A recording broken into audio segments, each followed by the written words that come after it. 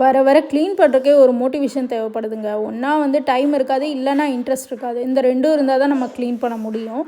Most of the time பார்த்திங்கன்னா எங்கள் ஹாலில் ஏதாவது ஒரு டாய்ஸை வந்து ஸ்ப்ரெட் பண்ணி போட்டு வச்சுருப்பான்.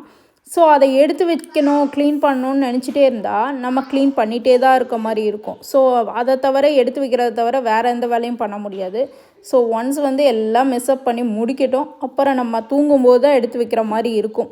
டைனிங் டேபிள்லேயுமே பார்த்திங்கன்னா ஏதாவது ஒரு பென்சில், என் பையன் வந்து ஃபுல்லாக அவனுக்கு வேணுங்கிற க்ரையான்ஸு, பெரிய பையன் சின்ன பையன் 2 பேருமே. என் பெரிய பையனுக்கு புக் இல்லாமல் சாப்பாடு உள்ளே போகாது. ஸோ ஒரு புக்கு எப்போவுமே டைனிங் டேபிளில் இருக்கும்.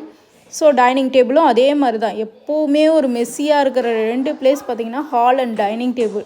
முன்னாடியெல்லாம் எனக்கு வந்து எல்லாம் வச்ச இடத்துலையே இருக்கணுங்கிற ஒரு ப்ரிஃபரன்ஸ் தான் இருக்கும். இப்போ பார்த்திங்கன்னா கொஞ்சம் சில விஷயம் வந்து விட்டுறது, இந்த மாதிரியெல்லாம் எக்ஸ்ப்ளோர் பண்ணுறதுக்கு விட்டுறது. நீங்கள் என்னவோ வந்து கொஞ்சம் பண்ணிக்கோங்க, அதுக்கப்புறம் நான் க்ளீனப் பண்ணிக்கிறேன் அப்படிங்கிற மாதிரி விட்டுறது.